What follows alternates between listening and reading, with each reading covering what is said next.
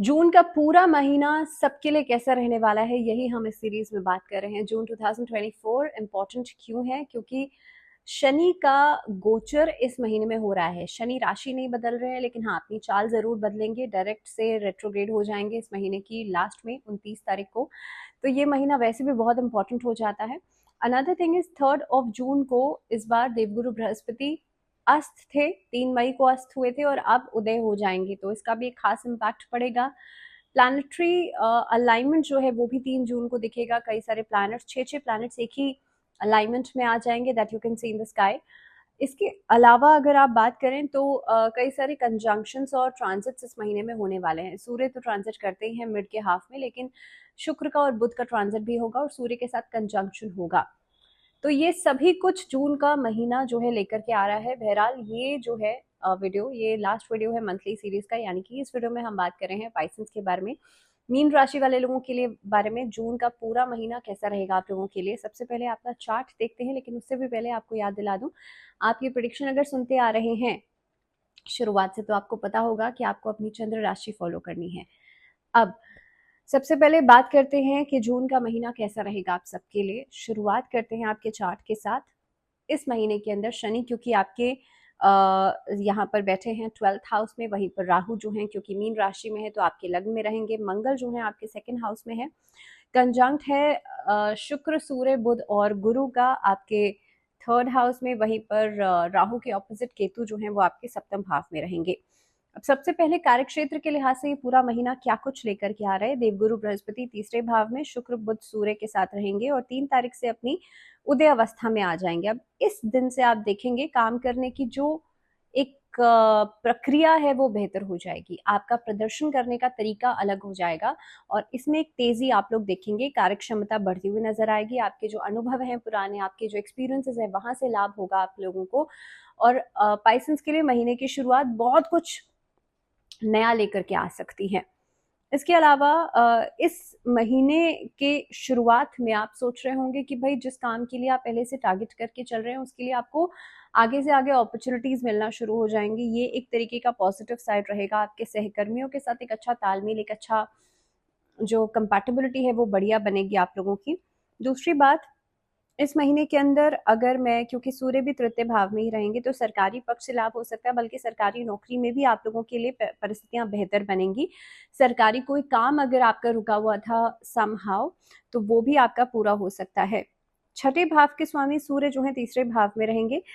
आपकी इस अवधि के अंदर जो संघर्ष क्षमता है वो बढ़ेगी। दैट मीन्स काम करने की, जो स्ट्रगल करने की जो क्षमता है वो बढ़ती हुई नजर आएगी। इस अवधि के अंदर आपकी कोई भी नौकरी है वो टेम्पररी थी, अगर सरकारी किसी दफ्तर में या किसी ऐसी ऑर्गेनाइजेशन में, वो परमानेंट हो सकती है। इस अवधि के अंदर महीने के उत्तरार्ध में 15 तारीख को जब सूर्य 4th भाव में प्रवेश कर जाएंगे तो आपकी नौकरी अच्छी लग सकती है। इंटरव्यूज आपके क्लियर हो सकते हैं। सरकारी पक्ष से आपको लाभ हो सकता है। अगर कोई व्यापार कर रहे हैं तो 7th भाव में केतु की उपस्थिति बनी रहेगी पूरे महीने के लिए और काफी हद तक आप देखेंगे मनचाहे परिणाम पाने के लिए आपको थोड़ी सी निराशा हो सकती है। केतु 7th भाव में पार्टनरशिप में प्रॉब्लम्स करा सकता है, वाद विवाद की परिस्थिति बना सकता है। इस अवधि में हो सकता है कि आप अगर बहुत ज्यादा धैर्य नहीं रख रहे हैं तो आपका काम बनते बनते बिगड़ जाए। तो जो लोग व्यापारी हैं उन लोगों को थोड़ा सा एक तो संघर्ष भी करना पड़ सकता है और साथ ही में आपको धैर्य रखना बहुत ज्यादा जरूरी है। 3 तारीख को जब देवगुरु बृहस्पति उदय हो जाएंगे उसके बाद परिस्थितियों में सुधार आएगा। 3 जून से देवगुरु बृहस्पति खास तौर पे उदय अवस्था में जब आएंगे तो पंचम दृष्टि से आपसे आपके 7th भाव पर दृष्टि डालेंगे और ये दृष्टि जो है एक अमृत दृष्टि का लाभ आपको देगी। अब इस परिस्थिति में काफी हद तक आपके जो पुराने काम थे, रुके हुए काम थे, समहा वहां से प्रॉफिट नहीं आ रहा था, व्यापार नहीं चल रहा था, ओवरसीज काम नहीं चल रहा था, तो ऐसी स्थितियों में सुधार आना शुरू होगा और आपका काम जो है धीरे धीरे करके बेहतर बनना शुरू होगा। इस अवधि के अंदर आप अगर ऐसे किसी काम से जुड़े हुए हैं जो कि कहीं ना कहीं पे स्पिरिचुअलिज्म से जुड़ा हुआ हो, धर्म कर्म से जुड़ा हुआ हो, तो आपको उसमें ज्यादा लाभ मिलेगा। कंसल्टेंसी का कोई काम है तो इस तरह की चीजों में ज्यादा लाभ हो सकता है। इनफैक्ट अगर फूड इंडस्ट्री से जुड़ा हुआ कोई काम कर रहे हैं, ऐसी चीजों में ज्यादा लाभ दिखाई देगा। आर्थिक स्थिति की बात की जाए तो इस अवधि के अंदर दूसरे भाव में हालांकि मंगल अपनी खुद की राशि में बैठेंगे, तो धन संचय करने में आपको सफलता मिलेगी, बैंक बैलेंस आपका बढ़ेगा। तेजी से और जल्दबाजी में आकर के पहली बात तो कोई भी निर्णय लेने से बचेगा, क्योंकि इस महीने के अंदर बहुत जल्दबाजी दिखाना आपके किसी भी कामकाज में वो परेशानी का कारण बन सकता है। दूसरी चीज, इस अवधि के अंदर आप देखेंगे पैसा तो अच्छी स्थिति में आ रहा है। तीसरे भाव में बैठे जो देवगुरु बृहस्पति हैं एकादश भाव पर पूर्ण दृष्टि डाल रहे हैं, जिसकी वजह से आपकी आर्थिक स्थिति पहले से सुधर जाएगी। दूसरे और द्वादश भाव में शनि महाराज खास तौर पे आप लोगों के लिए जो एक तरीके का इम्पैक्ट दे रहे हैं, इसकी वजह से ये होगा कि भाई पैसा तो आ रहा है लेकिन जीवन में कुछ नए खर्चे एडअप हो सकते हैं।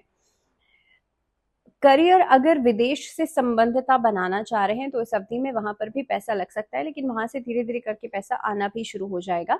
इस अवधि में किसी ऐसी कंपनी में जहाँ पे जो ड्यूअली काम कर रही है, ऐसी कंपनी में आपका इन्वॉल्वमेंट या वहां पर आप काम कर सकते हैं। कंसल्टेंसी का काम या फिर कॉन्ट्रैक्चुअल कोई काम, ऐसी चीजों में आपको फायदा हो सकता है। स्वास्थ्य के दृष्टिकोण से बात की जाए तो देवगुरु बृहस्पति इस अवधि में 3 जून से देखेंगे आपके उदय अवस्था में आ जाएंगे, स्वास्थ्य में सुधार लेकर के आएंगे और आप ही की राशि स्वामी है, तो कहीं ना कहीं पे ये परिस्थितियां ऐसी बन सकती हैं कि अभी तक अगर, क्योंकि देखिए राहु आपके लग्न में बैठे हैं, तो ये सेहत में तो धीरे धीरे करके बार बार कुछ ना कुछ परेशानी ला ही रहे होंगे, लेकिन जब देवगुरु बृहस्पति उदय हो जाएंगे तो यहाँ से आपकी सेहत में सुधार आना शुरू हो जाएगा। अब यहाँ पर देखिए मिड में राहु है, एक तरफ शनि है, एक तरफ मंगल है, ये भी एक तरीके से आपको ज्यादा प्रभावित करेंगे, मानसिक तनाव को बढ़ा सकते हैं। कोई छोटी मोटी समस्या भी अगर होगी तो उससे की वजह से मानसिक तनाव बढ़ सकता है। द्वादश भाव में शनि स्वास्थ्य को पीड़ित कर सकते हैं, नेत्र रोग, पैर में चोट लगना, काफी हद तक बैकएक से जुड़ी हुई प्रॉब्लम्स, हड्डियों से जुड़ी हुई समस्या को पैदा कर सकते हैं। लेकिन कहीं ना कहीं पे शनि महाराज अपनी तीसरी दृष्टि से द्वितीय भाव को भी देखेंगे, जहां पर पहले से ही मंगल बैठे हैं, और इसकी वजह से आपकी आंखों में समस्या या डेंटल इश्यूज भी परेशान कर सकते हैं।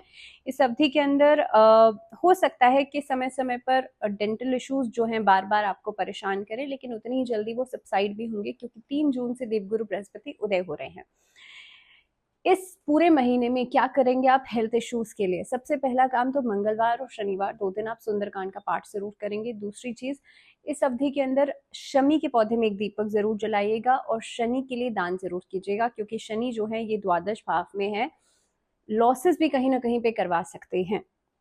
रिश्तों के लिहाज से अगर बात की जाए तो वैवाहिक जीवन की बात करें तो सप्तम भाव में केतु बैठे हैं और यहाँ से बैठ करके आपके वैवाहिक जीवन के तनाव को बढ़ा रहे हैं। अब इस अवधि के अंदर आप लोग देखेंगे देवगुरु बृहस्पति 3 तारीख से उदय हो जाएंगे और यहां से बैठ करके तीसरे भाव से सप्तम भाव पर दृष्टि डालेंगे। देखिए जो भी तनाव चल रहा है वो कुछ शॉर्ट पीरियड ऑफ टाइम के लिए रहेगा, उसके बाद चीजें शांत हो जाएंगी, फिर उसके लिए उसके बाद तनाव हो सकता है, उसके बाद चीजें शांत हो जाएंगी। तो आप अगर चाहते हैं कि आपके रिश्ते में एक सॉफ्टनेस रहे, कंपैटिबिलिटी रहे, चीजें पॉजिटिव साइड पे रहें, तो आपके लिए बहुत ज्यादा जरूरी है आप बृहस्पति के दिन पूजा जरूर कीजिए। पीले रंग के जो वस्त्र हैं थर्सडे के दिन जरूर पहनिए। केसर का तिलक आप अपने माथे पर जरूर लगाएं और थर्सडे के दिन और फ्राइडे के दिन 2 दिन भगवान विष्णु और माँ लक्ष्मी की साथ में पूजा जरूर कीजिएगा। पारिवारिक जीवन के लिहाज से बात की जाए तो दूसरे भाव में मंगल मौजूद हैं, जिसके कारण आप हो सकता है कि बहुत ज्यादा आवेश में आकर के, बहुत ज्यादा भाववश होकर के आप कोई गलत निर्णय ले जाएं, या फैमिली में, क्योंकि दूसरे भाव पर शनि की दृष्टि भी है तो इसलिए आपसी रिश्तों में कड़वाहट कुछ समय के लिए दिखाई दे सकती है। चतुर्थ भाव के स्वामी जो बुध हैं वो महीने की शुरुआत में तीसरे भाव में रहेंगे, तो आप देखेंगे आप अपने खुद की इच्छा से आप अपने भाई बहनों की कुछ न कुछ मदद कर सकते हैं। अब इस अवधि के अंदर काफी हद तक आपके संबंधों में बेहतरी दिखेगी। 14 जून को बुध का ट्रांजिट हो रहा है, उससे पहले 12 जून को शुक्र का ट्रांजिट हो रहा है। चतुर्थ भाव में आ जाएंगे तो परिवार में सुख शांति का माहौल बनेगा, कोई सुखद समाचार आपको मिल सकता है, संतान की तरफ से कोई अच्छी खबर मिल सकती है, तो इन ऑल समय अच्छा दिखाई दे रहा है। इस अवधि में कोई प्रॉपर्टी खरीदना भी आपके लिए फायदेमंद होगा या इस तरह का योग बनता हुआ नजर आता है। स्टूडेंट्स के लिए अगर मैं बात करूं तो देखिए इस अवधि के अंदर स्टूडेंट्स के लिए थोड़ा सा मानसिक तनाव से बचने की ज़रूरत है। बहुत ज़्यादा डाउट अगर आपने दिमाग में रख रहे हैं तो उसके लिए ज़रूरी है कि आप मेडिटेशन ज़रूर करें। स्टूडेंट्स के लिए ओवर कॉन्फिडेंस से बचना चाहिए और इस अवधि में आप जितनी मेहनत करेंगे उतनी ही बेहतर आपको रिजल्ट्स भी मिलेंगे। कॉम्पिटिटिव एग्जाम्स में हालांकि सफलता मिलती हुई नजर आती है। शिवलिंग पर सफेद चंदन जरूर अर्पित कीजिएगा। इस अवधि के अंदर नवग्रह स्तोत्र का पाठ करना आप लोगों के लिए अच्छा रहेगा और बेहद लाभकारी रहेगा। इसी के साथ इस वीडियो में फिलहाल इतना ही, मुझे दीजिए इजाजत और इसी के साथ monthly series is over now. बात करेंगे अगली वीडियोस में कि शनि का ये जो ट्रांजिट हो रहा है, शनि का ये जो अपनी जो चाल है ये बदल रहे हैं, इसका क्या कुछ असर पड़ेगा। सो शनि की सीरीज है उसकी शुरुआत हम जल्द करेंगे, लेकिन फिलहाल के लिए दीजिए इजाजत। नमस्कार।